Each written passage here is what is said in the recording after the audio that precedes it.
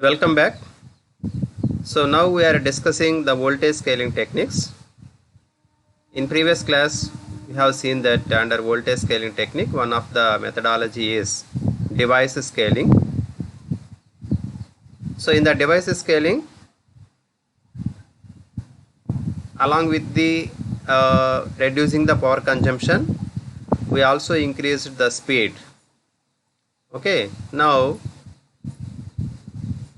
today I would like to discuss the other techniques at the architectural level. The techniques at the architectural level. As you know, when you apply the voltage scaling technique for reducing the power consumption, the speed will be decreased. So in order to improve the speed, the different techniques we have. In the architectural level, the techniques are parallelism and pipelining. Okay, parallelism is one technique and pipelining is the another technique.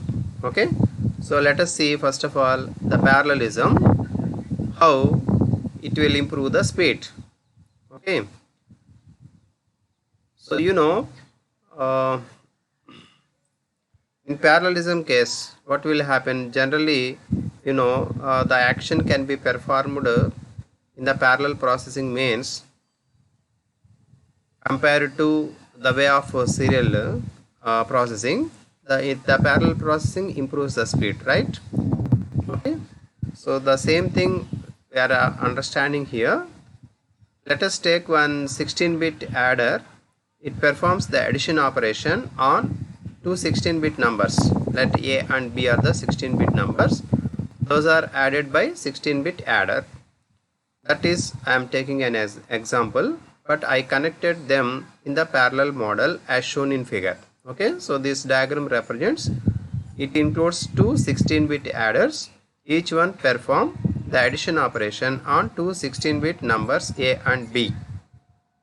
But the final result is selected by using a mux. The mux selects the output of one of the adder as a final output.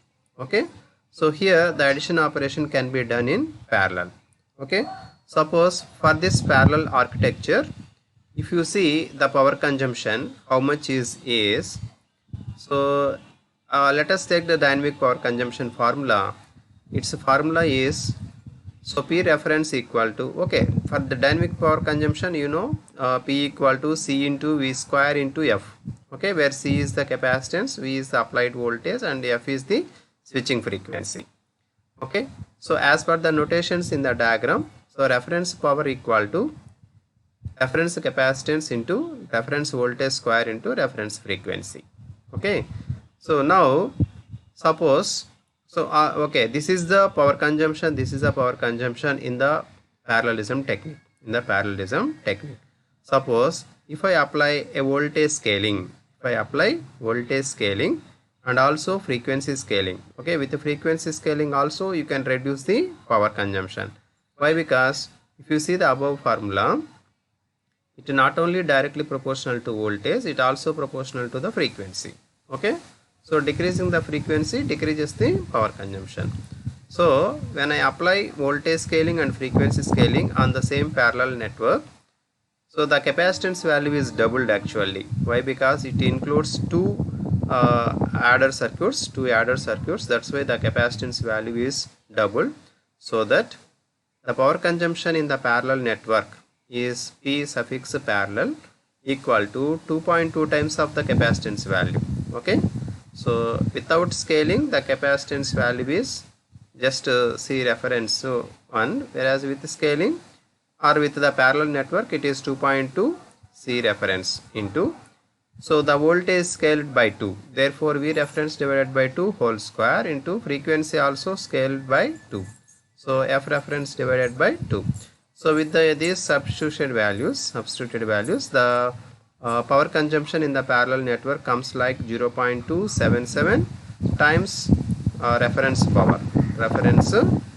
Okay, so this is the power consumption in case of parallel network if you apply the voltage scaling technique. So this is a table shows the comparison comparing area, power, throughput with and without scaling in the same parallel network. Okay.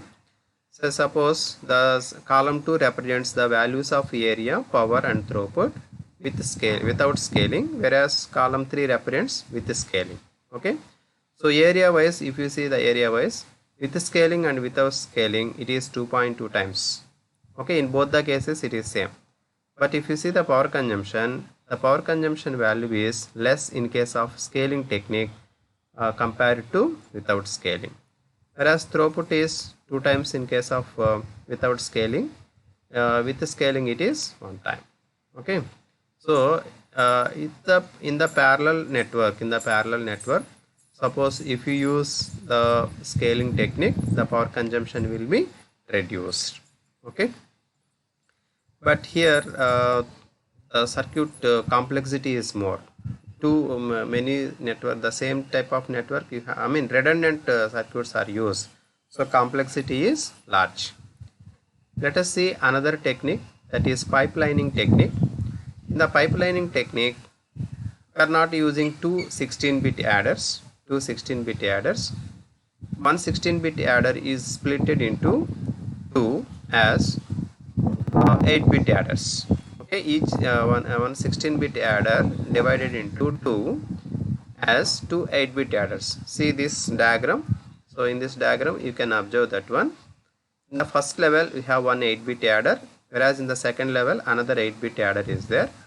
The first level 8-bit adder can perform the addition operation on the lower order 8 bits, whereas the second level 8-bit adder can perform the addition operation on higher level order. Okay, so that the 16-bit operation you can get. Okay, so let us see the power consumption with reference to this pipelining technique. So here the frequency is not scaled, only voltage is scaled here. Okay, so with reference to pipeline technique, so let us take the original formula for the power consumption is capacitance of pipelining into voltage square into frequency, that equal to the capacitance value is just here 1.15 times the reference capacitance. The capacitance value is very less compared to parallelism technique here. Okay, and reference voltage is scaled by 2, therefore we reference divided by 2 whole square into frequency, so that the power consumption is 0.28 with the reference power. Okay, so greatly the power consumption can be reduced in the pipelining technique. So the above table represents the comparison of parameters, area, power, throughput, like parallelism technique, with the scaling and without scaling. So if you see the area wise in both the cases, means let us take that pipelining architecture, with the scaling and without scaling the area is same, 1.15 times in both the cases. But if you see the power consumption without scaling, the power consumption is 2.3 times, whereas with the scaling 0.28. Okay, and throughput value is 2 times without scaling, 1 time in with the scaling. Okay, so this is the here also if you observe the power consumption is very less in the pipelining technique. Okay, and compared to parallelism and pipelining, in case of pipelining the area also less along with the power consumption. So by clubbing the both pipelining and parallelism techniques, you can get the advantages of both the circuits. Okay, so let us see the combined architecture of pipelining and parallelism for the same 16-bit adder. Okay, so let us see here. This is 16-bit adder arranged in the pipelining model. This is another set of 16-bit adder arranged in the pipeline manner, but these two are connected in parallel. So both pipelining and parallel techniques are involved in this case. So that's why it is called combining parallel and pipelining. So that with this, if you calculate the power consumption value, it comes like 0.1125 times the reference power. So area wise here also, but the area is greater compared to that pipelining technique. And if you see the power consumption value greatly reduced, 0.1125 times the reference power, and throughput is 4 times without scaling, and with scaling it is 1. Okay, so these techniques itself improves the speed.